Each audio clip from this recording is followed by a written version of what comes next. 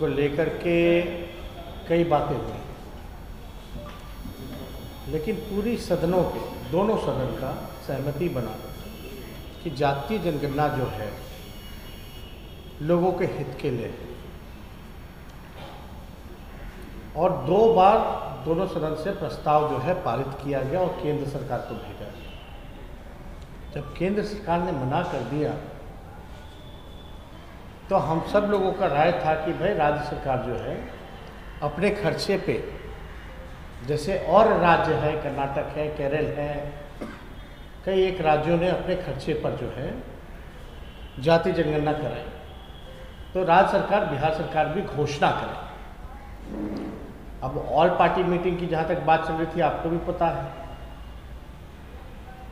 देरी क्यों हो रही है, क्या कारण है, ये सब लोग जानते हैं। लेकिन कहीं ना कहीं से मंशा जो है वो ठीक नहीं है।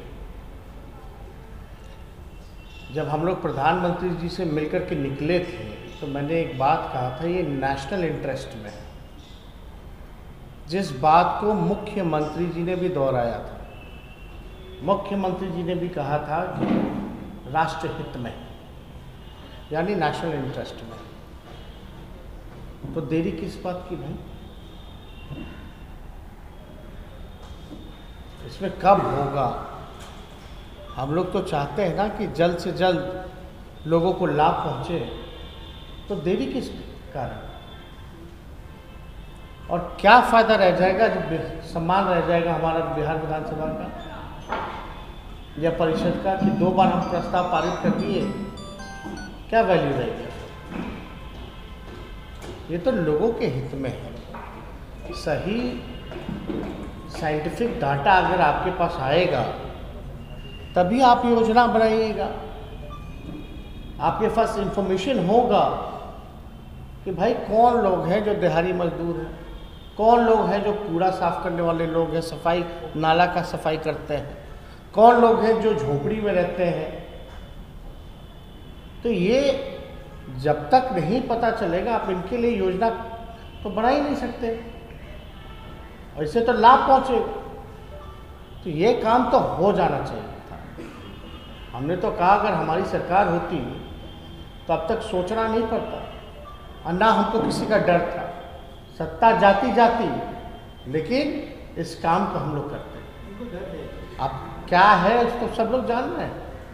आप लोग तो बुद्धिजीवी लोग हैं, हर जगह रहते हैं। अब भाई वो नहीं चाहेंगे तो मीटिंग ही नहीं होगी क्या? मतलब बीजेपी जो है बिहार विधानसभा और परिषद से बड़ी हो गई क्या जब प्रस्ताव पारित कर दिया गया? ये सोचने की जरूरत है। और हम सब लोग विशेष राज्य की बात करते हैं, ये लोग मांग किससे रहे हमको तो अब तक समझ में नहीं आ रहा। और इन्हीं के केंद्र सरकार के लोग कहते हैं पार्लियामेंट में कि बिहार सरकार जो है खर्च नहीं कर पाती, बजट का पैसा नहीं खर्च। यहाँ प्रदेश अध्यक्ष जो संजय जायसवाल है, उन्होंने क्या कहा कि बजट का पैसा भी नहीं खर्च करता। तो अपना ही लोग जो है एक दूसरे का उजागर कर रहा है कमियां। तो बिहार हित में तो है नहीं मामला। सुशासन किस बात का है बिहार में? किस बात का सुशासन?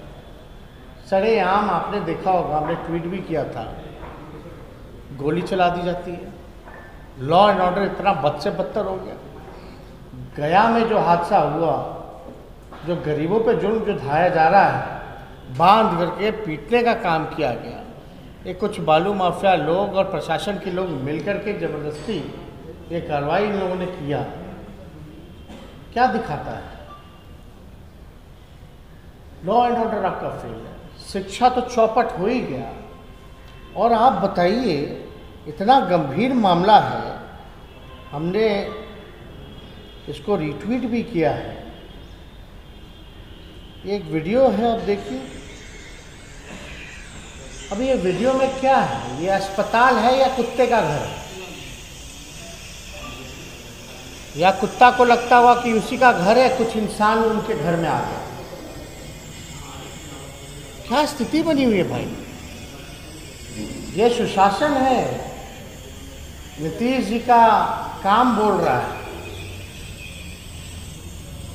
ये सारा वीडियो देखिए आप लोग। और ये कहाँ का, तो सिवान जिले का जो मंगल पांडे जी जहाँ से आते हैं, ये उनके गृह जिला का। और यही नहीं, एक तो हो सफाई कर्मी जो है वो ऑपरेशन कर रहे हैं मरीजों का। अब आप बताइए, ऐसी स्थिति में ये सुशासन है कि कुशासन है या क्या है? एक तो होता है गवर्नेंस, एक होता है मतलब कि बैड गवर्नेंस, एक होता है देयर इज नो गवर्नेंस। कोई गवर्नेंस ही नहीं है।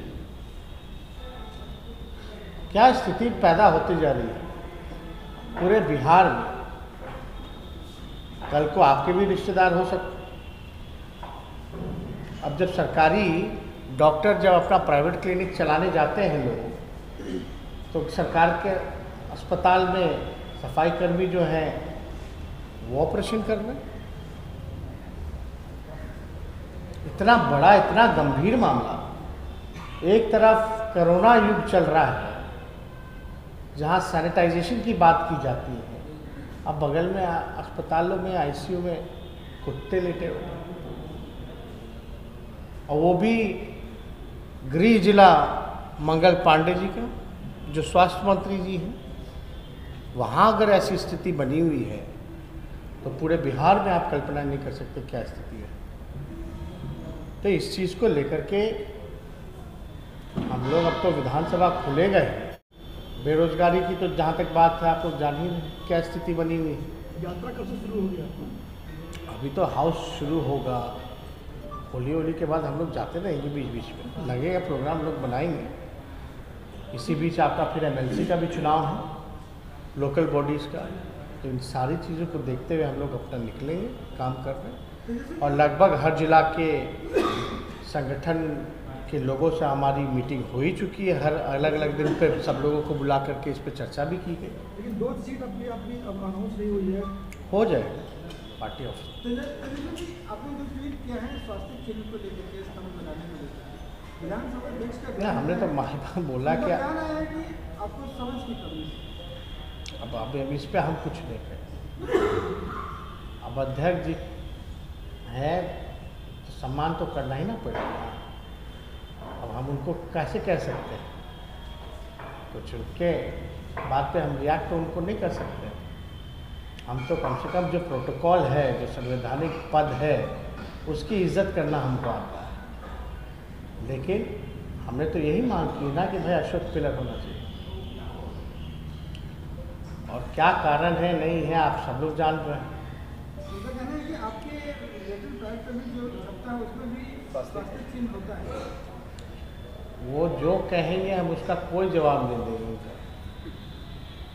अच्छा, तेजस्वी जी, प्रियंका गांधी ने ट्वीट किया है लालू जी को लेकर कि जो लोग भाजपा के सामने नहीं झुकते हैं उन्हें इसी तरीके से प्रताड़ित किया जाता है। उन्होंने ये ट्वीट कल किया लालू जी पर।